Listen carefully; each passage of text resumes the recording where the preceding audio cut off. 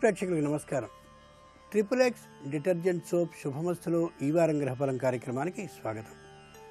మార్చి 15వ తేదీ నుండి మార్చి 21వ తేదీ వరకు మేషాది ద్వాదశ రాశుల వారికి ఉండే శుభ అశుభ ఫలితాలని, అవసరమైన సందర్భాల్లో ప్రత్యామ్నాయ మార్గాల్ని తెలుసుకుంటారు. ఇక జన్మరాశి భాగ్యసిద్ధి శీర్షికలో సింహరాశి వారు అంటే మఖా నక్షత్రం 4 పదాలు, పూర్వ ఫల్గుని 4 పదాలు, ఉత్తర ఫల్గుని మొదటి పదం వారు తమ వృత్తి ఉద్యోగ వ్యాపారాల్లో రాణించడానికి ఏ దైవాన్ని పూజించాలి, ఏ తీరుగా పూజించాలి అనే విశేషాంశాలతో పాటు 9వ తేదీన పుట్టినటువంటి వారు ఏ లక్షణాలతో ఉంటారు, ఏ రంగంలో రాణిస్తారు, ఏ దైవాన్ని పూజించాలి వంటి విశేషాలని తెలుసుకుంటారు. ముందుగా నేటి పంచాంగం. స్వస్తి శ్రీచాంద్రమాన జైనామ సంవత్సరం ఉత్తరాయణం శిశిర ఋతువు ఫాల్గుణమాసం బహుళపక్షం. ఇక ఈ వారంలో ముఖ్యమైన రోజుల్ని పరిశీలించి చూస్తే మార్చి 18 మాస శివరాత్రి, మార్చి 21 మన్మథ నామ సంవత్సర ప్రారంభం ఉగాది, వసంత నవరాత్ర ప్రారంభం. ఇక క్రమంగా మేషాది ద్వాదశ రాశుల వారి ఫలితాలని పరిశీలించుద్దాం. ముందుగా మేషరాశి. ఇక ఈ వారం మేషరాశి వారి ఫలితాలని పరిశీలించి చూస్తే గురువు చతుర్థంలో ఉన్నాడు, శని అష్టమంలో ఉన్నాడు, రాహుకేతువులు షష్ఠ ద్వాదశ స్థానాల్లో ఉన్నారు. గురుడు పాపిగా ఉన్నాడు. ఆ కారణంగా అశ్విని నక్షత్ర జాతకులు విద్యార్థులు అయినట్టయితే పరీక్షను ఎలా రాస్తామో అనేటటువంటి మానసిక భయంతో సరిగా రాయలేనటువంటి స్థితిలో పరీక్ష గదికి పెడతారు, కానీ ధైర్యంగా తిరిగి రాయగలుగుతారు. భరణీ నక్షత్ర జాతకులు కుటుంబంలో ఎలాంటి అనైకమత్యం వస్తుందో అనేటటువంటి సంశయంతో వేరే ఇంటికి, మిత్రుల ఇంటికో బంధువుల ఇంటికో పెడతారు, కానీ అట్లాంటి కష్టమేమీ కలగదు. కృత్తికా నక్షత్ర జాతకులకి ఆరోగ్య విషయంలో కానీ, తమ సహోద్యోగుల విషయంలో కానీ ఏ విధమైన అనైకమత్యం వస్తుందో అని భయం కలుగుతూ ఉంటుంది. అట్లాంటిది ఏమీ జరగదు ఈ వారంలో. సరస్వతి అష్టోత్తర శతనామ పఠనం చేయడం మంచిది. కుటుంబంతో సంతోషంగా గడుపుతూ ఈ వారాన్ని గడపండి. ముఖ్యంగా ఈ రాశివారు ఈ వారం కీలకమైన పనుల్ని వాయిదా వేసుకోవడం మంచిది. ఇక ఈ వారం వృషభ రాశి వారి ఫలితాలని పరిశీలించి చూస్తే గురువు తృతీయంలో ఉన్నాడు, శని సప్తమంలో ఉన్నాడు, రాహుకేతువులు పంచమ ఏకాదశ స్థానాల్లో ఉన్నారు. శని పాపిగా ఉన్నప్పటికీ కూడా రాహుకేతువులు అనుకూలంగా ఉన్నటువంటి కారణంగా కృత్తికా నక్షత్ర జాతకులు ప్రతి పనికి కూడా ముందు అడుగు వేస్తారు, తప్పక విజయాన్ని సాధించి తీరుతారు ఈ వారంలో. రోహిణీ నక్షత్ర జాతకులు తాము అనుకున్నటువంటి ప్రదేశానికి బదిలీ కావాలనే ప్రయత్నాన్ని గట్టిగా చేసుకుంటారు. సానుకూలంగా కూడా పని పూర్తయ్యేటటువంటి అవకాశం కనిపిస్తోంది. మృగశిర నక్షత్ర జాతకులు ఆర్థిక విషయాల పట్ల అప్రమత్తంగా ఉండి రావలసినటువంటి బకాయిల్ని చక్కగా వసూలు చేసుకోగలుగుతారు. సుఖ సంతోషాలని సొంతం చేసుకుంటారు. దుర్గా అష్టోత్తర శతనామ పఠనాన్ని చేయడం మంచిది. ముఖ్యంగా ఈ రాశివారు ఈ వారం మాట తులనాడకుండా ఉండడానికి ముఖ్యమైన ప్రాముఖ్యాన్ని ఇవ్వాలి. ఇక చేసే అన్ని పనుల్ని కూడా జీవిత భాగస్వామితో చెప్తూ చేయడం ఎంతెంతైనా అవసరం. ఇక ఈ వారం మిథున రాశి వారి ఫలితాలని పరిశీలించి చూస్తే గురువు ద్వితీయంలో ఉన్నాడు, శని షష్ఠంలో ఉన్నాడు, రాహుకేతువులు చతుర్థ దశమ స్థానాల్లో ఉన్నారు. కాబట్టి మృగశిర నక్షత్ర జాతకులు ఆ పని చేద్దాం, ఈ పని చేద్దాం అని అనుకుంటూ అన్ని పనుల్లోనూ వేలు పెట్టి ఏ పనిని చేసుకోలేకుండా సుఖ సంతోషాలతోనే ఉంటారు, కానీ పనులన్నీ వాయిదా పడతాయి. ఆర్ద్ర నక్షత్ర జాతకులు విదేశాలకు వెళ్ళాలా, స్వదేశంలోనే ఉండాలా, ఉద్యోగంలో ఉండాలా, ఉద్యోగానికి రాజీనామా చేయాలా, ఇలాంటి ఆలోచనలతో కాలక్షేపం చేస్తూ ఈ వారాన్ని మెల్లగా జారీ చేసుకుంటారు. పునర్వసు నక్షత్ర జాతకులు తమకి సంబంధించినటువంటి భాగస్వామితో అన్ని విషయాలని చెప్తూ, అలాగే ఆమె విషయాలన్నిటినీ తాను తెలుసుకుంటూ సుఖ సంతోషాలతో ఈ వారాన్ని కాలక్షేపం చేస్తారు. ఏ విధమైన కష్టనిష్ఠురాలకి గురి కారు. అన్నపూర్ణ అష్టోత్తర శతనామ పఠనాన్ని చేయడం మంచిది. ముఖ్యంగా ఈ రాశివారు ఈ వారం రోజుల పాటు రోజుకి ఏదో సమయంలో దేవాలయానికి వెళ్ళడం ఉత్తమం. ముఖ్యంగా ఈ రాశివారు ఈ వారం కుటుంబంలో ఉన్న సభ్యులందరితోనూ ఐకమత్యాన్ని పాటిస్తూ ఉండడానికి ప్రాముఖ్యాన్ని ఇవ్వాలి. ఇక ఈ వారం కర్కాటక రాశి వారి ఫలితాలని పరిశీలించి చూస్తే గురువు ప్రథమంలో ఉన్నాడు, శని పంచమంలో ఉన్నాడు, రాహుకేతువులు తృతీయ నవమ స్థానాల్లో ఉన్నారు. కాబట్టి పునర్వసు నక్షత్ర జాతకులకి తమ సంతానం వల్ల కొద్దిగా ధన నష్టం కలగచ్చు. అంత మాత్రం చేత సంతానాన్ని నిందించడం ఏమాత్రమూ సరికాదు. పరిస్థితులు అలా వచ్చాయని ఆ విషయాన్ని గమనించుకోండి మానసికంగా. పుష్యమి నక్షత్ర జాతకులకి మనసు ఏమాత్రం ప్రశాంతంగా ఉండదు, ఏ పనిని చేయాలని బుద్ధి పుట్టదు. అన్ని పనులు అలా స్తబ్దతతో ప్రతిష్టంభనతో ఉంటాయి. దానికి మీ అసామర్థ్యం కారణం కాదు, అలా జరిగిపోతూ ఉంటుంది అంతే. ఆశ్లేష నక్షత్ర జాతకులకి అసూయాపరుల వల్ల కానీ లేదా సహోద్యోగుల వల్ల కానీ కొన్ని ఇబ్బందులు వచ్చే అవకాశం కనిపిస్తుంది. కాబట్టి వీలైనంత వరకు అప్రమత్తంగా ఉండడం ఎంతైనా అవసరం. లలిత అష్టోత్తర శతనామ పఠనాన్ని చేయడం చాలా మంచిది. ముఖ్యంగా శారీరకమైన ఆరోగ్య విషయంలో చాలా జాగ్రత్తగా ఉండి తీరాలి. అన్నిటికంటే ముఖ్యంగా ఈ వారం కొత్త వ్యాపారాల్ని ఈ రాశివారు ఏమీ ప్రారంభించకపోవడం అవసరం. ఇక ఈ వారం సింహరాశి వారి ఫలితాలని పరిశీలించి చూస్తే గురువు ద్వాదశంలో ఉన్నాడు, శని అర్ధాష్టమం అంటే 4లో ఉన్నాడు, రాహుకేతువులు ద్వితీయ అష్టమ స్థానాల్లో ఉన్నారు. ఈ కారణంగా మఖా నక్షత్ర జాతకులు తమకి తెలిసి కూడా అనవసరమైనటువంటి పనిలో తల దూర్చి కీర్తిని పూర్తిగా పోగొట్టుకుంటారు లేదా అపకీర్తి తాత్కాలికంగా కలిగే అవసరాన్ని ఏర్పాటు చేసుకుంటారు. ఇది తెలిసి చేసినటువంటి పొరపాటు మాత్రమే. పూర్వ ఫల్గుని నక్షత్ర జాతకులకి ప్రయాణాల్లో వస్తు నష్టం కలిగే అవకాశం ఉంది. కాబట్టి 1-2 మార్లు జాగ్రత్తని వహించడం ఎంతైనా అవసరం.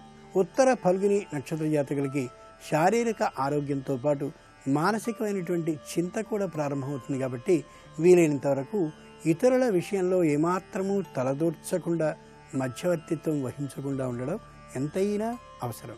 ఆంజనేయ అష్టోత్తర శతనామ పఠనాన్ని చేయడం మంచిది. అనుభవజ్ఞులైనటువంటి పెద్దలతో గడుపుతున్నట్టయితే మానసికంగా ఆరోగ్యవంతంగా ఉండగలుగుతారు ఈ రాశివారు. ఈ రాశివారు ఈ వారం పొదుపుని పాటించి తీరాలి, లేని పక్షంలో ఇబ్బందికి గురయ్యే ప్రమాదం ఉంది. ఇక ఈ వారం కన్యా రాశి వారి ఫలితాలని పరిశీలించి చూస్తే గురువు ఏకాదశంలో ఉన్నాడు, శని తృతీయంలో ఉన్నాడు, రాహుకేతువులు ప్రథమ సప్తమ స్థానాల్లో ఉన్నారు. ఈ కారణంగా ఉత్తర ఫల్గుని నక్షత్ర జాతకులు తాము ఏ వ్యాపారాన్ని చేస్తున్నారో ఆ వ్యాపారాన్ని గంభీరంగా నిర్వహించుకుంటూ వెళ్ళాలి తప్ప అందరితోనూ ఒకే విధమైనటువంటి సామాన్య భావంతో ఉండడం ఏమాత్రం శ్రేయస్కరం కాదు. వారిని ఎంత దూరంలో ఉంచాలో అంత దూరంలో ఉంచి తీరాలి. హస్త నక్షత్ర జాతకులు ఆరోగ్య విషయంలో తప్పక జాగ్రత్తతో ఉండి తీరాలి. ముఖ్యంగా అత్త మామల వైపు నుండి వచ్చేటటువంటి ప్రతిస్పందన విషయంలో జాగ్రత్త పడి ఉండాలి. చిత్తా నక్షత్ర జాతకులు తమకి సంబంధించిన ఆలోచనని మాత్రమే అమలు చేసుకోవడం మంచిది తప్ప ఇతరుల సలహాలని సూచనని వెంటనే స్వీకరించేయడం అంత మంచిది కాదు. గణేష అష్టోత్తర శతనామ పఠనం చేయడం చాలా ఉత్తమం. మాటలో కరకుతనం లేకుండా చేతలో మాత్రం కరకుతనాన్ని చూపించడం చాలా అవసరం. ముఖ్యంగా ఈ రాశివారు ఈ వారం కొత్త వారి మాటల్ని నమ్మకుండా ఉండాలి. ఇక ఈ వారం తులారాశి వారి ఫలితాలని పరిశీలించి చూస్తే గురువు దశమంలో ఉన్నాడు, శని ద్వితీయంలో ఉన్నాడు, రాహుకేతువులు ద్వాదశ షష్ఠ స్థానాల్లో ఉన్నారు. కాబట్టి మీకు వ్యతిరేకులైనటువంటి వారందరూ మీకు అనుకూలురవుతారు. ఎప్పుడు మీరు వాళ్ళని పలకరిస్తారా అని ఎదురు చూస్తూ ఉంటారు. అంతటి చక్కనైన వారం ఈ వారం. చిత్తా నక్షత్ర జాతకులు వృత్తి ఉద్యోగ వ్యాపారాల్లో కానీ ఉన్నట్టయితే ఏదో సందర్భంలో వచ్చినటువంటి పొరపత్యాలన్నిటినీ కూడా వాళ్ళకి వాళ్లే వచ్చి ఎదుటివారు తొలగించుకోగలిగిన అవకాశం బాగా ఉంది. ఆ సందర్భంలో మాత్రం బెట్టుకుపోవడం ఏ మాత్రమూ సరికాదు. స్వాతి నక్షత్ర జాతకులు ఎప్పుడో ఆగిపోయినటువంటి వివాహం కానీ ఇతరమైనటువంటి శుభకార్యాలు కానీ తోసుకొస్తాయి ముందుకి. వచ్చినటువంటి అవకాశాన్ని చక్కగా వినియోగించుకోండి. విశాఖ నక్షత్ర జాతకులు శత్రువులతో కానీ ఒకసారి మాట్లాడడానికి ప్రయత్నించినట్టయితే పనులన్నీ సానుకూలపడతాయి. జీవితం సుఖంగా సాగే అవకాశం స్పష్టంగా కనిపిస్తోంది. ఆదిత్య హృదయ స్తోత్రాన్ని పఠిస్తూ ఉండడం ఉత్తమం. ముఖ్యంగా ఈ రాశివారు ఈ వారం ఎవరి మాటల్ని పట్టించుకోకుండా తమ ఆలోచనని తాము అమలు చేసుకోగలగాలి. ఈ రాశివారు ఈ వారం శత్రువులతో మాట్లాడినట్టయితే తప్పక వాళ్ళు బాగా అనుకూలించే అవకాశం కనిపిస్తోంది. ఇక ఈ వారం వృశ్చిక రాశి వారి ఫలితాలని పరిశీలించి చూస్తే గురువు నవమంలో ఉన్నాడు, శని ప్రథమంలో ఉన్నాడు, రాహుకేతువులు ఏకాదశ పంచమ స్థానాల్లో ఉన్నారు. ఈ కారణంగా ఈ రాశిలో ఉన్నటువంటి వారందరికీ కూడా అనవసరమైన ఆందోళన, నిరాశ, నిస్పృహ, అననుకూలమైనటువంటి ఆలోచనలు, వ్యతిరేకమైన ఊహలు వస్తాయి. అలా ఆలోచించడం, అలా ప్రవర్తించడం ఏమాత్రమూ సరికాదు. విశాఖ నక్షత్ర జాతకులకి ఈ వారమంతా చికాకుగా అనిపిస్తూ ఉంటుంది. ఏ పని కావడం లేదనేటటువంటి విసుగుగా తోస్తుంది. కానీ కొద్ది ఈ వారానికి సర్దుకుపోవాలి. అనురాధ నక్షత్ర జాతకులకి అన్ని పనులు అలా ఆగిపోయి అనేటటువంటి అభిప్రాయంతో, అలాగే పై ఉద్యోగులు ఏమాత్రమూ తమని గౌరవించడం లేదనేటటువంటి ఆలోచనతో కొద్ది చికాకుగా అనిపిస్తుంది. కాస్త ఈ వారానికి సర్దుకోవడం తప్పదు. జ్యేష్ఠ నక్షత్ర జాతకులకి అన్ని పనులు ఎక్కడివి అక్కడే ఆగిపోవడం కాకుండా పనులు వెనకకి కూడా జరిగేటటువంటి పరిస్థితి గోచరిస్తోంది. కాబట్టి తీవ్రమైన నిరాశ, నిస్పృహ ఈ వారానికి మాత్రం ఉంటుంది, తప్పదు. రాజరాజేశ్వరి అష్టోత్తర శతనామ పఠనం చేయడం మంచిది. వృత్తి పట్ల నిర్లక్ష్యం ఏమాత్రం ప్రదర్శించకుండా వృత్తి పట్ల అంకిత భావంతో ఉండడం తప్పనిసరి. ముఖ్యంగా ఈ రాశివారు ఈ వారం కోపాన్ని, విసుగుని, చిరాకుని అణుచుకోగలగాలి. ఇక ఈ వారం ధనురాశి వారి ఫలితాలని పరిశీలించి చూస్తే గురువు అష్టమంలో ఉన్నాడు, శని ద్వాదశంలో ఉన్నాడు, రాహుకేతువులు దశమ, చతుర్థ స్థానాల్లో ఉన్నారు. శని బలీయంగా ఉన్నటువంటి కారణంగా తప్పక వ్యతిరేకత జరుగుతుందనే భయంతో ఈ రాశివారు ఉంటారు. కానీ ఈ వారానికి మాత్రం అనుకూలమైన ఫలితాలే లభిస్తాయి. మూలా నక్షత్ర జాతకులు తాము ఏది అనుకుంటే అదంతా కూడా ఈ వారం నిర్భయంగా, సానందంగా జరిగి తీరుతుంది. పూర్వాషాఢ నక్షత్ర జాతకులు తమకి సంబంధించిన మంచి రోజులు తప్పక కొద్ది దూరంలోనే ఉన్నాయనేటటువంటి దృఢమైనటువంటి నమ్మకంతో ఉండే పరిస్థితులు కనిపిస్తూ ఉంటాయి. పరిస్థితులన్నీ సానుకూలంగా గోచరిస్తాయి. ఉత్తరాషాఢ నక్షత్ర జాతకులకి మాత్రం పై ఉద్యోగులు, క్రింద ఉద్యోగులతో సమన్వయ భావం పెరగడం కాకుండా దానితో పాటుగా ఉద్యోగంలో బరువు బాధ్యతలు మరింత పెరిగి శారీరక శ్రమ కారణంగా కుటుంబాన్ని పట్టించుకునే సమయం తక్కువ కావచ్చు. లక్ష్మీ అష్టోత్తర శతనామ పఠనం చేస్తూ ఉండడం ఉత్తమం. ముఖ్యంగా ఒత్తిడిని తగ్గించుకోవడం కోసం కుటుంబ సభ్యులతో, విశేషంగా పిల్లలతో గడుపుతూ ఉండడం చాలా అవసరం. ఈ రాశివారు ఈ వారం రుణాలని తీసుకోకుండా ఉండాలి. ఇక ఈ వారం మకర రాశి వారి ఫలితాలని పరిశీలించి చూస్తే గురువు సప్తమంలో ఉన్నాడు, శని ఏకాదశంలో ఉన్నాడు, రాహుకేతువులు నవమ, తృతీయ స్థానాల్లో ఉన్నారు. కాబట్టి దృఢ ధైర్యం, మానసిక స్థితి, స్వస్థతతో ఉండడం, ఏ పనినైనా చేయగలనేటువంటి ఆత్మవిశ్వాసం బాగా కలిగి ఉండడం ఈ రాశి వారికి వారం సొంతం అవుతుంది. ఉత్తరాషాఢ నక్షత్ర జాతకులు శత్రువుల మీద విజయాన్ని సాధిస్తారు, తమ పట్టుని నెగ్గించుకోగలుగుతారు. శ్రవణ నక్షత్ర జాతకులు తప్పక తీర్థయాత్రల దృష్టిని పెడతారు. అంతేకాక ధన సంపాదన మీద దృష్టిని ఏర్పాటు చేసుకుంటారు. కీలకమైనటువంటి ఓ నిర్ణయాన్ని ఈ వారంలో తీసుకుంటారు. ధనిష్ఠ నక్షత్ర జాతకులు అనారోగ్యాన్ని పూర్తిగా తొలగించుకోగలిగేటువంటి ధీమాతో ఉంటారు. మానసికమైన సంతృప్తితో ఖచ్చితంగా ఏదో ఒక స్థిరమైన ఆస్తిని కొనాలి అనే బలమైన ఆలోచనకి వస్తారు. నవగ్రహ స్తోత్ర పఠనం చేయడం మంచిది. ఈ రాశివారు వాద వివాదాలకు ఈ వారం దూరంగా ఉండి తీరాలి. ముఖ్యంగా ఈ రాశివారు ఈ వారం తమ దగ్గర ఉన్నటువంటి సొమ్ముని అయిన వారికి కానీ కాని వారికి కానీ రుణాలుగా ఇయ్యడం ఏమాత్రమూ శ్రేయస్కరం కాదు. ఇక ఈ వారం కుంభరాశి వారి ఫలితాలని పరిశీలించి చూస్తే గురువు షష్ఠంలో ఉన్నాడు, శని దశమంలో ఉన్నాడు, రాహు కేతువులు అష్టమ, ద్వితీయ స్థానాల్లో ఉన్నారు. కాబట్టి ఎంత ప్రయత్నం చేసినా, ఎంత జాగ్రత్తగా ఉన్నా అనవసరమైన అపకీర్తి కానీ, నింద కానీ, ఏదో ఒక మాట కానీ తప్పక ఈ రాశి వారికి ఈ వారం వచ్చే అవకాశం ఉంది. తేలికగా తీసుకోండి తప్ప దాన్ని మనసులో పెట్టుకుని బాగా ఆలోచించి మానసికమైన ఆరోగ్యాన్ని ఏమాత్రం పోగొట్టుకోకండి. ఒక్క వారంలో ఈ బాధ తొలగిపోతుందనే ధైర్యంతో ఉండండి. ధనిష్ఠ నక్షత్ర జాతకులకి తోటి ఉద్యోగులతో అనవసరమైన అపనింద ఒకటి పెద్దదే నెత్తిన పడే అవకాశం కనిపిస్తోంది. చాలా తేలికగా దాన్ని తీసుకోండి, వారం రోజుల్లో పరిష్కరింపబడుతుంది. శతభిష నక్షత్ర జాతకులకి తాము ఎప్పుడో చేసినటువంటి కోపం కారణంగా అనవసరమైనటువంటి ఒక మాట పడవలసిన అవసరం వస్తుంది. శత్రువులు ఒక విధమైనటువంటి అవమానానికి గురి చేసే ఆలోచనతో ఉన్నారనే వార్త వినిపించి మానసికంగా తలకిందులవుతారు. అలాంటి పరిస్థితి రాదు, కానీ మానసికమైన అనారోగ్యానికి గురవుతారు. పూర్వభద్ర నక్షత్ర జాతకులు ఏ పని కావడం లేదు అనేటటువంటి దిగులుతో కుటుంబంలోనే భార్యాభర్తల మధ్య కయ్యాన్ని ఏర్పాటు చేసుకుంటారు. దానివల్ల వచ్చే ప్రయోజనం లేదనే యథార్థాన్ని గ్రహించి తేలికగా ఆ విషయాన్ని తీసేసుకోండి. లక్ష్మీ నృసింహ కరావలంబ స్తోత్రాన్ని పఠించడం ఉత్తమం. శాంతం చాలా గొప్పదనే యథార్థాన్ని 1-2 మార్లు ఈ వారం అంతా అనుకుంటూ ఉండండి. ముఖ్యంగా ఈ రాశివారు ఈ వారం తీర్థయాత్రని చేయడం ఎంతైనా శ్రేయస్కరం. ఇక ఈ వారం మీనరాశి వారి ఫలితాలని పరిశీలించి చూస్తే గురువు పంచమంలో ఉన్నాడు, శని నవమంలో ఉన్నాడు, రాహుకేతువులు సప్తమ, ప్రథమ స్థానాల్లో ఉన్నారు. కాబట్టి ఈ వారం ఈ రాశి వారికి పనులు తాత్కాలికంగా సాగినట్లు అనిపిస్తాయి, కానీ సాగిన పనుల వల్ల ప్రయోజనం ఏమాత్రమూ ఉండదు. తిరిగి మళ్ళీ పనిని చేపట్టవలసిన అవసరమే కనిపిస్తోంది. పూర్వభద్ర నక్షత్ర జాతకులకి సగంలో ఆగిపోయిన పనిని నెరవేర్చాలి, పూర్తి చేయాలనే అభిప్రాయంతో ఆ పనిని కొనసాగిస్తారు. కానీ చేసిన పని వల్ల ప్రయోజనం ఏమాత్రము లేక తిరిగి మళ్ళీ చేసిన పనినే చేయవలసి వస్తారు.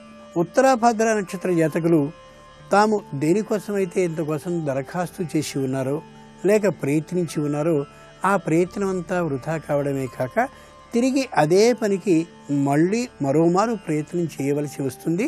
దానివల్ల నిరుత్సాహాన్ని పొందకుండా తప్పక ఫలితం లభిస్తుందనే ధైర్యంతో ఆ పనిని ప్రారంభించండి. రేవతి నక్షత్ర జాతకులు మాట కలహం కారణంగా చిన్నదైనటువంటి పొరపత్యానికి గురవుతారు. కానీ ఆ పొరపత్యం తాత్కాలికమైన యథార్థాన్ని గమనించి తేలికగా తీసుకుని ముందుకు సాగిపోండి. మానసిక స్వస్థతని పొందగలుగుతారు. గణేశ అష్టోత్తర శతనామ పఠనాన్ని చేస్తూ ఉండడం మంచిది. ముఖ్యంగా ఇతరుల పనిని నెత్తి మీద వేసుకోకుండా మీ పనిని మాత్రమే మీరు కొనసాగించుకోండి. ఈ వారంలో ఈ రాశివారు వినోదయాత్రని కానీ చేసినట్లయితే మానసిక ఆనందం వారికి సొంతం అవుతుంది. ఇక జన్మరాశి భాగ్యసిద్ధి శీర్షికలో సింహరాశి వారు అంటే మఖపుబ్బోత్తర పాదం సింహం, మఖ 4 పదాలు, పూర్వ ఫల్గుని 4 పదాలు, ఉత్తర ఫల్గుని 1వ పాదం, ఈ పాదాలు కలిగినటువంటి ఆ సింహరాశి వారు వృత్తి ఉద్యోగ వ్యాపారాల్లో విశేషంగా రాణించాలి అంటే దుర్గాదేవిని పూజించాలి. దుర్గాదేవి ప్రతిమని స్వీకరించండి.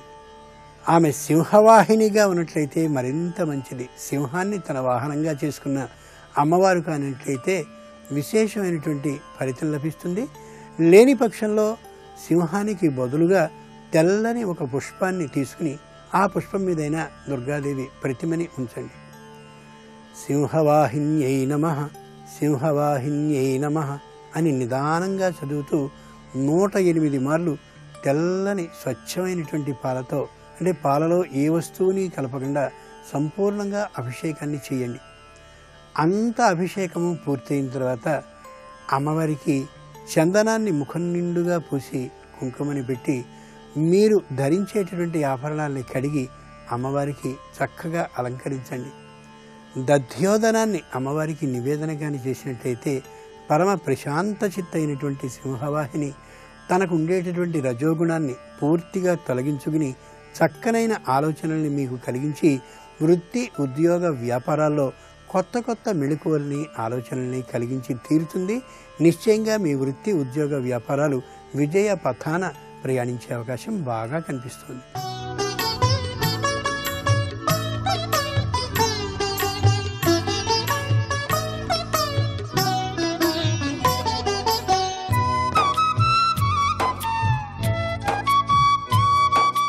గురువు దగ్గర నువ్వు ఎన్నాళ్ళ నుంచి కూర్చుని వింటున్నావు కాదు, నువ్వు ఎంత స్వీకరించావన్నది ప్రధానం. స్వీకరించడం అంటే నీది నాదైతే స్వీకరించినట్టు.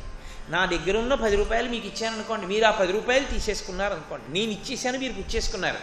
ఇప్పుడు మీరు పుచ్చేసుకోగానే మీ దగ్గర 10 రూపాయలు ఉన్నాయి, మీరు 10 రూపాయలకి యజమాని అయ్యారు. కిం ఉపాదేయం, ఉపాదేయం అంటే స్వీకరించవలసినదేది, ఏది స్వీకరించాలి లోకంలో అంటే ఏదో చెవితో వినడమో కంటితో చూడడమో కాదు. అసలు ఇలా వచ్చినటువంటి ప్రతి చుక్క లోపలికి పుచ్చేసుకోవలసినది ఏది, తనలోకి వెళ్ళిపోవాలి అవన్నీ. అంత జాగ్రత్తగా వినవలసినది ఏది, అలా పుచ్చుకోవలసినది ఏది, ఇది శంకరాచార్యుల వారి ప్రశ్న. కిం ఉపాదేయం, లోకంలో అన్నిటికన్నా అంత జాగ్రత్తగా పుచ్చుకునేది దేంట్లోకి పుచ్చుకుంటారో తెలుసా? పాలు పిండేటప్పుడు పిచ్చుకుంటారు. పాలు పిండేటప్పుడు ఒక్క ధార కూడా, ఎందుకంటే ఒక్కొక్క ఆవు ఒక్కొక్క గేదె యొక్క శిరము ఒక్కొక్కలా ఉంటుంది. ఒకటి చిన్నది ఉంటుంది, ఒకటి పొడుగ్గా ఉంటుంది, ఒకటి పెద్దదిగా ఉంటుంది, ఒకటి లావుగా ఉంటుంది. పట్టుకుని లాగినప్పుడు ధార ఎట్టి, అది పాలు పితికే వాళ్ళకి అనుభవం ఉంటుంది. ఇలా పితుకు పైన పట్టుకుని ఇలా కిందకి లాగితే అందులో ఉన్నటువంటి ద్రవం కిందకి రావడం వేళ్ళకి తెలుస్తుంది. పితుకు కింద సన్నటి కన్నం ఉంటుంది, అందులోంచి ఏదో ఇంజెక్షన్లోంచి పొడిస్తే ఎంత వేగంగా ధార బయటికి వస్తుందో అంత వేగంగా ఛస్సన వస్తుంది. అది శిరాన్ని పట్టుకుని ఏ దిశలో పిండాలో ఆ దిశలో పిండకుండా పిండడమే ప్రయోజనంగా ఇలా అన్నాడు అనుకోండి, వాడి మొహం మీద పడతాయి పాలన్నీ వచ్చి, వాడి గుండెల మీద పడతాయి పాలన్నీ వచ్చి, అవి ఎప్పుడు పనికిరావు. ఇంకా ఇంకెందుకు పనికొస్తాయి అవి? పనికిరావు. అందుకే పాలు పిండేటప్పుడు పాలు పిండడం అనుభవం ఉన్నవాడే పాలు పిండాలి. వాడు గొంతు కూర్చుని 2 మోకాళ్ళ మధ్యలో పాత్ర పట్టుకుని 2 చేతులతో ఇలా పిండుతున్నా ఆ శిరములలో నుండి పితుకలలోంచి పడేటటువంటి ధారలు మాత్రం గిన్నెలోకి మాత్రమే పడతాయి. అంటే ఒక చుక్క కింద పడడానికి వీలు లేదు, అలా పడతాడు గిన్నెలోకి. గిన్నెలోకి పట్టి పాలు పిండేవాడు కూర్చోవడంలో, గిన్నె పట్టుకోవడంలో, పితుకులను లాగడంలో, పాల చుక్క కింద పడకుండా పాలన్నీ ఎలా పిండుతాడో అలా గురువు నోటి వెంట వచ్చినటువంటి దాన్ని ఒక్క విషయం కిందకి జారి పడిపోకుండా చెవులనే దొప్పలతో నువ్వు పట్టుకోవాలి. కిం ఉపాదేయం, స్వీకరించవలసినదేది అంటే నేను జవాబుని తీసుకొచ్చేసాను ఆవుపాలలోకి. అంత జాగ్రత్తగా పుచ్చుకోవలసినది జీవితంలో ఏదైనా ఉన్నదా? ఇది శంకరుల యొక్క మొదటి ప్రశ్న. ఎందుకని? ఇది ప్రశ్నోత్తర రత్నమాలిక. అసలు ఇందులో ప్రతి చిన్న విషయం అంత జాగ్రత్తగా వినాలి. కాబట్టి అసలు ముందు శంకరాచార్యుల వారు దీనితోనే ప్రారంభం చేస్తున్నారు. ఇందులో ఎన్ని చిత్రాలంటే, మొట్టమొదట జీవితంలో ఏది చేసినా గురువుకి నమస్కారంతో ప్రారంభం. రోజు ప్రారంభం చేసిన, పూజ ప్రారంభం చేసిన గురు ప్రార్థనతోటే. అటువంటి గురువు యొక్క పేరుతో స్తోత్రం ప్రారంభం కావాలి. అందుకని భగవన్ కిం ఉపాదేయం, స్వీకరించవలసినది ఏది, మేం పుచ్చుకోవలసినది ఏది? పుచ్చుకోవలసినది అన్నప్పుడు దేశము కాలము ఈ రెండిటిని బట్టి, అవస్థని బట్టి మారిపోతాయి లోకంలో. ఒకప్పుడు పుచ్చుకోవలసినది వేరొకప్పుడు పుచ్చుకోకూడదు. ఒక ఉదాహరణకి ఆయన యథేచ్ఛగా దానాలు పుచ్చుకుంటూ ఉంటాడు, బోలెడంత డబ్బు పుచ్చుకుంటూ ఉంటాడు దానం. ఆయన దానికి అర్హుడు కాబట్టి ఇస్తూ ఉంటారు. ఆయన చేతికి సింహతలాటం వేశారనుకోండి, ఇప్పుడు ఆయనకి చేయి తాపి పుచ్చుకోకూడదు. ఒకసారి చేతికి సింహతలాటం వేస్తే ఇంకా చేతితో ఏది పుచ్చుకోకూడదు, ప్రతిగ్రహీతగా ఇక నిలబడకూడదు. అలా నిలబడిని చెయ్యి కాబట్టి సింహతలాటం వేస్తారు. పుచ్చుకోవాలన్నంతకాలం సింహతలాటం వేసుకోకూడదు. కాబట్టి పుచ్చుకోవడం అన్నది కొంతకాలం ఉంది, ఆ తర్వాత అర్హత ఉన్నాయి పుచ్చుకోకూడదు, ఎందుకంటే ఈ సింహతలాటం. అలాగే బ్రహ్మచారిగా పుచ్చుకోకూడదు, గృహస్థుగా పుచ్చుకోవచ్చు, సన్యాసిగా పుచ్చుకోకూడదు. పుచ్చుకోవడం పుచ్చుకోకపోవడం ఆశ్రమాన్ని బట్టి మారిపోయి. ఆరోగ్యంగా ఉన్నావు, సుఖంగా కావలసినంత పుచ్చుకోవచ్చు. అనారోగ్యం వచ్చింది, కొన్ని పుచ్చుకోకూడదు. ఎందుకనంటే డాక్టర్ గారి దగ్గరికి వెళ్ళినప్పుడు వైద్యంలో ఔషధి ఒక్కటే చెప్పడు, పథ్యము అంటారు. దీన్ని తీసుకుంటూ దాన్ని పాటించు. ఇది తీసుకుంటూ అన్నప్పుడు ఇది తీసుకుంటూ పథ్యాన్ని మానేశాడు అనుకోండి, జబ్బు వచ్చేస్తుంది. ఏది తినవద్దని వైద్యుడు చెప్పాడో దాన్ని తీసుకోకూడదు, ఏది తినమని వైద్యుడు చెప్పాడో దాన్ని రుచి కోసం ఆపకూడదు, తినాలి. దాన్ని పథ్యం అంటారు. పథ్యం అంటే నీ ఔషధీతత్వము చేత శరీరము నిలబడేటటువంటి వ్యవస్థని పోషించగలిగిన ఆహార స్వీకార మార్గమునకు పథ్యమని పేరు. దానికి అప్పుడు రుచితో సంబంధం ఉండదు. అది నాకు ఇష్టం ఉండదండి, నేను తిననండి అనకూడదు. నీకు ఇష్టం ఉన్నా లేకపోయినా అలాగే తినాలి. నీకు ఇష్టం ఉన్నా అది నువ్వు తినకూడదు. ఇప్పుడు ఆ స్థితి ఏర్పడితే పథ్యం వచ్చిందండి ఆయనకంట. అన్ని వేళలా అన్నీ మీరు తీసుకోగలరా? తీసుకోలేరు. కిం ఉపాదేయం, ఎప్పుడూ స్వీకరించవలసినదేది? వేదం చెప్పింది మనకి, భద్రం కర్ణీభిః శృణుయామ దేవాః అంది. మా చెవులు ఎప్పుడూ మంగళకర వాక్కులు వినుగాక, ఎప్పుడూ అమంగళకర వాక్కులను వినకుండుగాక. లోకంలో మంగళకరమైన వాక్కులలోకెల్లా మంగళకరమైన వాక్కేది? గురువు నోటి నుండి వచ్చిన మాట. ఎందుకనేది ఆత్మోద్ధారకము, దానికి వయసుతో సంబంధం లేదు. సనకసనందనాదులు పరమశివుడి దగ్గర, యువకుడిగా ఉన్న శివుడి దగ్గర కూర్చుని నేర్చుకున్నారంటే నిజంగా యువకుడైన శివుడు, వృద్ధుడైన శివుడు అని కాదు, ఆత్మగా ఉన్న శివుడు అని అర్థం దానికి.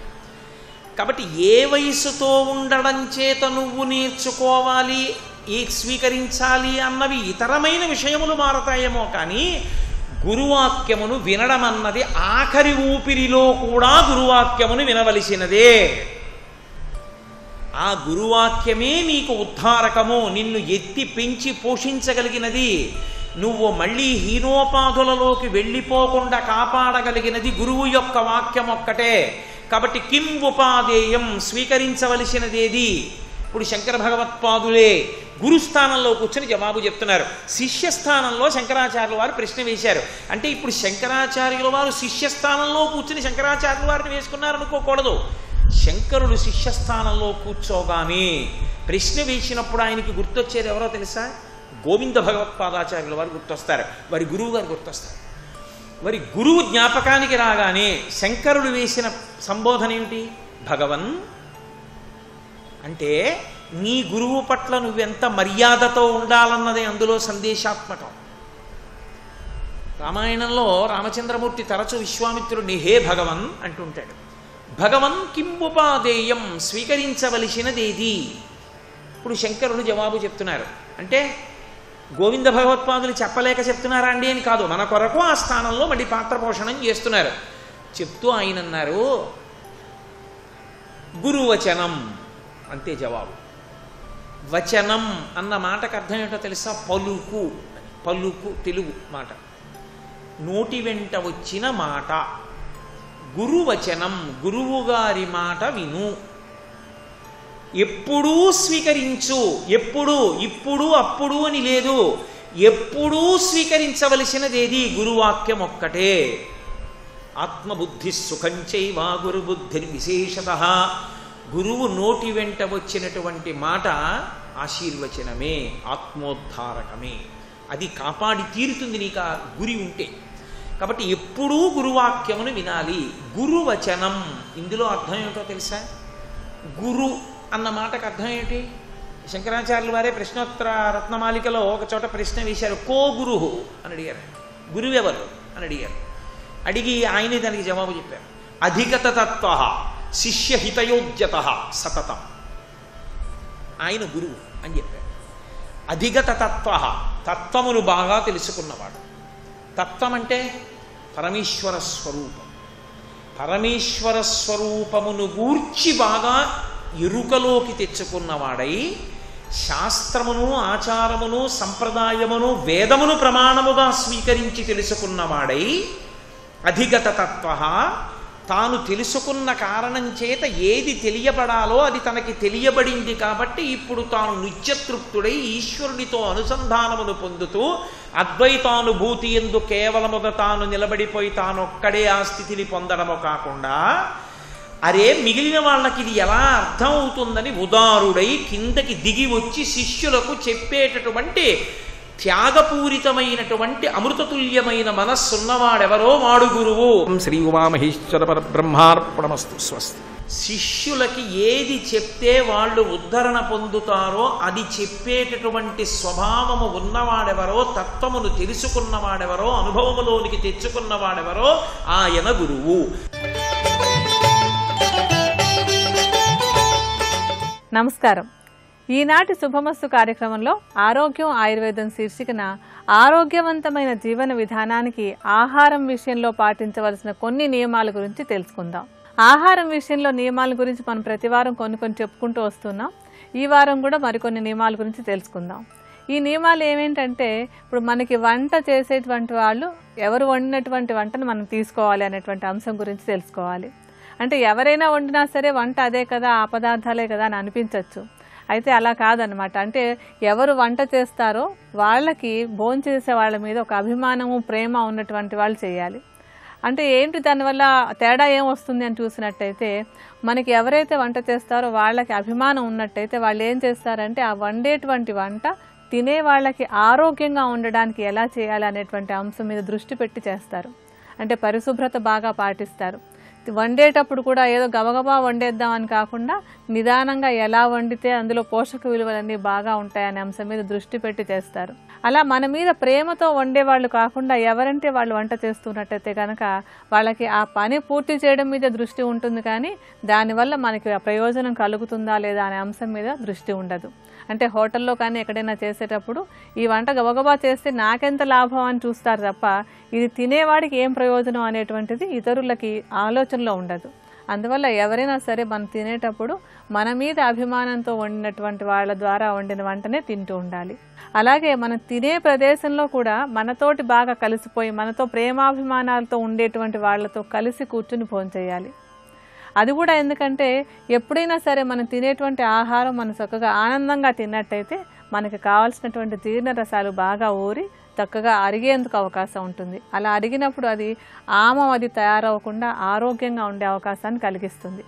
అందుకని ప్రియమైనటువంటి మనుషులతో ప్రియమైన వాళ్ళు వండినటువంటి వంటను తినాలి.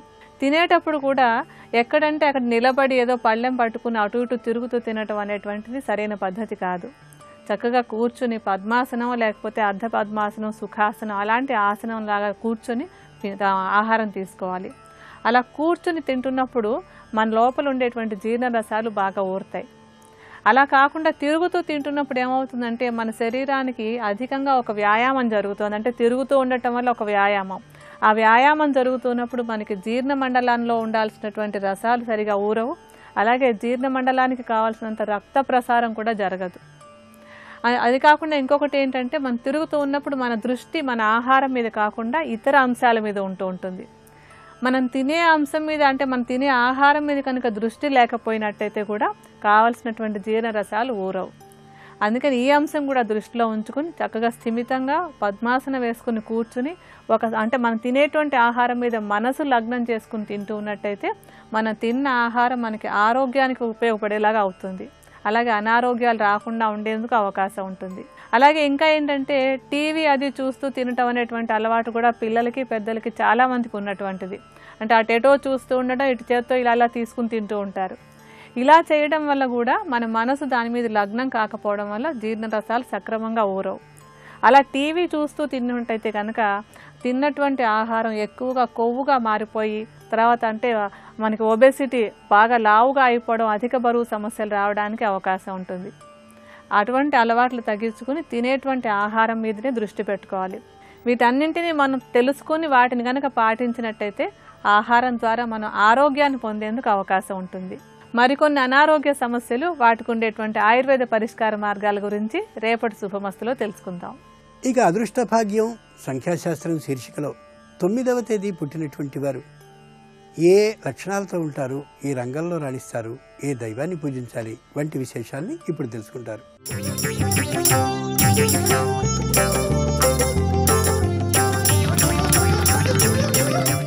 XXX డిటర్జెంట్ సోప్ శుభమస్తు కార్యక్రమంలో అదృష్ట భాగ్యం సంఖ్యాశాస్త్రం అనే అంశానికి స్వాగతం. సంఖ్యాశాస్త్రం చాలా విశిష్టవంతమైనటువంటి ప్రభావాన్ని మానవాళికి కలిగిస్తున్నటువంటి తరుణంలో జీవితంలోని ఆటుపోట్లను సైతం తట్టుకొని తాను ఏ వృత్తిని స్వీకరిస్తే రాణిస్తాను అని చెప్పేసి తెలుసుకోవడానికి కూడా ఈ న్యూమరాలజీ అనేది చాలా బాగా సహకరిస్తోంది. ఇప్పుడు 9వ తేదీ పుట్టినటువంటి వారి యొక్క విశేషాంశాలు పరిశీలన చేసినట్లయితే 9వ తేదీ కుజగ్రహానికి సంబంధించినటువంటిది. కుజుడు ఎక్కువగా రక్షకబడ శాఖ, పోలీస్ డిపార్ట్మెంట్, డిఫెన్స్ సర్వీసెస్, అలాగే హోటల్స్, వ్యవసాయ ఉత్పత్తులు వీటికి సంబంధించినటువంటి వాటిలో రాణించడానికి ఎక్కువ ఆస్కారం ఉంటుంది. ఈ 9వ తేదీ పుట్టినటువంటి వాళ్ళకి కించిత్తు కోపావేశాలు అత్యధికంగానే ఉంటూ ఉంటాయి. వారు దాన్ని గనక నియంత్రించుకొని ముందడుగు వేసినట్లయితే చాలా అభివృద్ధి పదంలోకి రాణించడానికి ఆస్కారం ఉంది. వీరి పేరుతో ప్రభుత్వ శాఖల్లో చాలా చక్కటి యోగవంతమైనటువంటి అధికార హోదాని సాధించడానికి ఆస్కారం ఉంది. వీరు ఎక్కువగా వ్యవసాయ సంబంధమైనటువంటి శాఖలు, పోలీసు, రక్షకబడ శాఖ మొదలైనటువంటి శాఖల్లో రాణించడమే కాకుండా ఎలక్ట్రానిక్స్, ఎలక్ట్రికల్ రంగాల్లో కూడా రాణించడానికి ఆస్కారం అత్యధికంగా కనిపిస్తుంది. 9వ తేదీ పుట్టినటువంటి వాళ్ళు మంగళవారం నాడు గనక పుట్టినట్లయితే చాలా యోగవంతమైన ప్రభావాన్ని కలిగింపజేసుకుంటారు. 9వ తేదీ జన్మించినటువంటి వారిలో ఎక్కువగా శ్వాసకోశ సంబంధమైన రుగ్మతలు రావటానికి ఆస్కారం ఉంది. వీరు పెట్టుబడి పెట్టి వ్యాపారాలు చేసేటప్పుడు రైస్, హోటల్స్, కిరాణా, అలాగే ఎలక్ట్రానిక్స్ అండ్ ఎలక్ట్రికల్ గూడ్స్ వీటి పట్ల చాలా చక్కటి అవగాహన తత్వంలో విజయాన్ని సాధించడానికి ఆస్కారం ఉంటుంది. వీరి జీవితంలో 27వ సంవత్సరం నుంచి మంచి ఉన్నతమైనటువంటి స్థితిగతులు సాధించడానికి ఆస్కారం ఉంది. రాజకీయ నాయకులుగా రాణించడానికి కూడా ఆస్కారం ఉంది. వీరి జీవితంలో భాగస్వామ్య వ్యాపారం కూడా కలిసి రాగల సంఘటనలు అత్యధికంగానే కనిపిస్తాయి. వీరు ఎరుపు రంగు కలిగినటువంటి దుస్తుల్ని ధరించడం సర్వే సర్వత్రా శ్రేయోదాయకం. వీరు ధరించవలసినటువంటి అదృష్ట రత్నం పగడం. వీరు కొలవవలసినటువంటి దేవుడు ఆంజనేయ స్వామి, సుబ్రహ్మణ్యేశ్వర స్వామిగా శాస్త్రాల్లో చెప్పారు. వీరికి తరచూ నియంత్రణాధికార ధోరణి అధికంగా ఉంటుంది.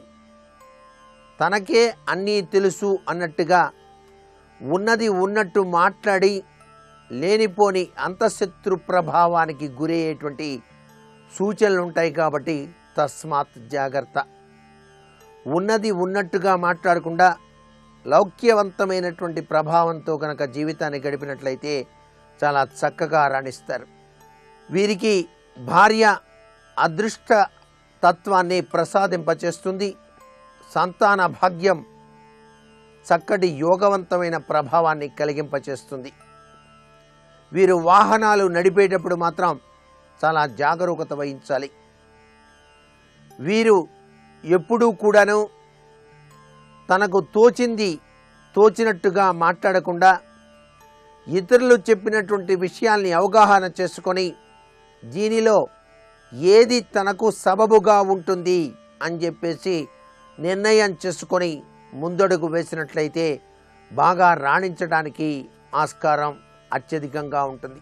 వీరు రుద్రాక్ష 9 ముఖాల రుద్రాక్ష ధారణ చేయవచ్చు, లేక 6 ముఖాల రుద్రాక్ష కూడాను ధరించవచ్చు. వీరి జీవితంలో ఆహార పదార్థాలకి సంబంధించిన వాటిలో పెట్టుబడి పెడితే విశిష్టవంతమైనటువంటి లాభదాయకమైన ప్రభావంతో జీవితాన్ని గడుపుతారు.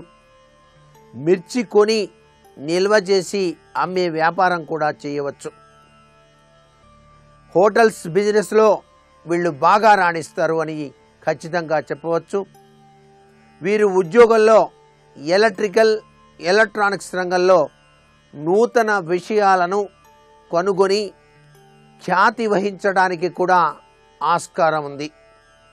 అణుశక్తి కర్మాగారాలు కూడా వీరు పనిచేసినట్లయితే భారతదేశానికి కీర్తి ప్రతిష్టలు తీసుకురావడానికి ఆస్కారం ఉంది.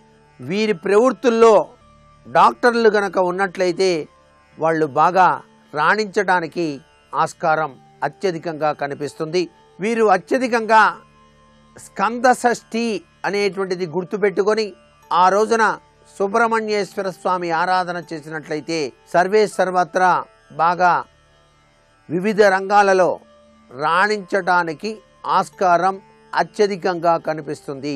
వీరి యొక్క విశేషాంశ దైవతత్వ లక్షణాలలో సంకష్టహర చతుర్థి నిర్వహించడం సర్వే సర్వత్రా సుఖదాయకవంతమైన ప్రభావాన్ని కలిగింపచేస్తుంది. వీరు తప్పనిసరిగా ఆరోగ్యరీత్యా రక్త సంబంధితమైనటువంటి లక్షణాలు, శ్వాసకోశ సంబంధమైన రుగ్మతలకి గురి కావచ్చు. కాబట్టి ఆ యొక్క అనారోగ్య సమస్యల నుంచి బయలుపడటానికి శివాభిషేకం కూడా తరచూ నిర్వహించడం చాలా మంచిది. వచ్చే ఆదివారం 10వ తేదీ పుట్టినటువంటి వారు ఏ రంగాలలో రాణిస్తారు, ఏ వృత్తులు వారికి బాగా కలిసి వస్తాయి, వారు ధరించవలసిన రత్నం ఏమిటి ఇత్యాది విషయాలు తెలుసుకుందాం.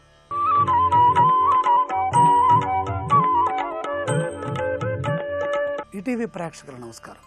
XXX డిటర్జెంట్ సోప్ శుభమస్తు కార్యక్రమంలో నక్షత్ర యోగానికి స్వాగతం. శతభిష నక్షత్రం మొదటి పాదం. ఈ పాదము ధనుస్సు రాశికి సంబంధించిన పాదం. అధిపతి దేవగురువైన బృహస్పతి, విజ్ఞాని. విజ్ఞాన సంపదంతా ధనుస్సు రాశికి సంబంధించి ఉంటుంది. మీనరాశిలో జ్ఞాన సంపద. జ్ఞానము అనేది సుఖానికి సంబంధించిన, అనుభవించడానికి ఉపయోగమైనటువంటి ఆలోచన. విజ్ఞానము అంటే లోకానికి సంఘానికి ఉపకరించేటటువంటి జ్ఞానం. లోక జ్ఞానాన్ని విజ్ఞానం అని వ్యవహరిస్తాం. ఆ విజ్ఞాన ఘని శతభిష నక్షత్రం మొదటి పాదంలో జన్మించిన వారికి సంపూర్ణంగా లభిస్తుంది. కాలజ్ఞశతతారకోద్భవనర శాంతో అల్పభుక్ సాహసీ. అల్పభుక్ ఆరోగ్య లక్షణం. యుక్తాహార విహారస్య, ఎంత కావాలో అంత స్వీకరిస్తారు ఆహారాన్ని. సాహసోపేతమైనటువంటి ఆలోచనలు చేస్తారు. అలాగే కాలజ్ఞశతతారో, శతతార శతభిష నక్షత్రంలో జన్మించిన వాళ్ళకి కాలజ్ఞత్వం, కాలము గురించి బాగా తెలిసి ఉంటుంది. శాంత, కాలమహిమ, కాల స్వభావము, కాల స్వరూపము తెలిస్తే ప్రధానంగా శాంతం ఏర్పడుతుంది. దాన్ని ఎలా ఎదుర్కోవాలో తెలుస్తుంది. అది విజ్ఞానంగా ఎలా మార్చుకోవాలి, కాల ఉపయోగం ఎలా ఉందో ఈ నక్షత్రంలో, శతభిష నక్షత్రం మొదటి పాదంలో జన్మించిన వారికి ప్రధానంగా అర్థమవుతుంది. స్వధర్మజ్ఞ సంతోషవాన్ శాస్త్రవాది. ఈ శాస్త్రవాది అనే పదం చాలా గొప్పదండి. అధ్యయనపూర్వకంగా, పరిశోధనాపూర్వకంగా వీళ్ళంతట వీళ్ళు శాస్త్ర శోధనలో కొత్త విషయాలని కనుక్కుంటారు. అలాగే ఉత్సాహి వ్యవహారజ్ఞ సత్యవాది. వాళ్ళకి తెలిసింది వాళ్ళు చెబుతారు, వాళ్ళు అనుకున్నది వాళ్ళకి చెప్తారు, వాళ్ళు అనుకున్నదే వాళ్ళు చెప్తారు, వాళ్ళకి తెలిసింది వాళ్ళు చెప్తారు, సత్యం తెలుసుకొని చెప్తారు. చాలామంది మాట్లాడుతుంటారు, అది సత్యం అనుకుంటారు. మనం మాట్లాడేదంతా సత్యం కాదు, మనకు తెలిసిందంతా సత్యం కాదు. పరోక్ష న్యాయాలు, ప్రత్యక్ష న్యాయాలు, అనేక న్యాయాలున్నాయి. అవన్నీ అర్థం చేసుకొని చక్కగా ప్రవచించాలంటే శతభిష నక్షత్రం మొదటి పాదంలో జన్మించిన వారికి ఇది సొంతమవుతుంది. అలాగే స్వధర్మజ్ఞ ప్రథమ పాదస్య గురు, విజ్ఞానాంశ, స్నేహపాత్రులు, వినయ విద్యావాది, మంచి యోచన, బుద్ధి కుశలత కలిగి ఉన్నటువంటి వాళ్ళు, ప్రజ్ఞతో కూడినటువంటి ప్రజాకర్షణ, అలాగే నెమ్మదితనం, ఇతరులతో సహకరించడం, ఇతరులకి సహాయం చేయటం, జ్ఞాన సాయం చేయటం, తృప్తి, అనేక మందితో శాస్త్రములలో సంబంధం కలిగి ఉండటం, అలాగే మనో ఉద్రేకములని నియంత్రించగలిగినటువంటి జ్ఞాన సంపద వీళ్ళ సొంతమే ఉంటుంది. ఆవేశానికి లోను కారు. రాక్షసగణమైనప్పటికీ కూడా ఆవేశం లేకుండా ఉండగలిగిన జ్ఞానం ఉన్నది. కార్యసాధనా శక్తి, ప్రమాదకరమైన కార్యముల సైతం కూడా తప్పించగలిగిన, అంటే దుష్టకార్యములని నివారింపచేసేటటువంటి శక్తి ఉంటుంది. ఉన్నతంగా వ్యవహరించటం, ఉద్దేశపూర్వకంగా మాట్లాడటం, ప్రేమానురాగాలని పంచటం, దయ, భయరాహిత్యం, ఇతరుల నుండి జ్ఞానాన్ని సముపార్జన చేయటం, మిత్ర సంపద, పలుకుబడి, జ్ఞానవృద్ధి, అందరినీ కూడగట్టగలిగేటటువంటి సంఘటిత శక్తిమంతులై ఉంటారు. వీరు గురువారం నాడు శుభ కార్యక్రమాలని ప్రారంభం చేసిన, అలాగే ఈశ్వరారాధన క్రమంలో గురువారం ఉపాసనా వారంగా స్వీకరించిన, బంగారపు రంగు వస్త్రములని ధరించి పూజలు చేసిన, ఆధ్యాత్మిక కార్యక్రమాల్లో బంగారు రంగు వస్త్రాలను ధరించిన పరిపూర్ణమైనటువంటి శక్తిమంతులవుతారు, ఉత్సాహవంతులవుతారు, మరింత శోభాయమానంగా జీవిస్తారు.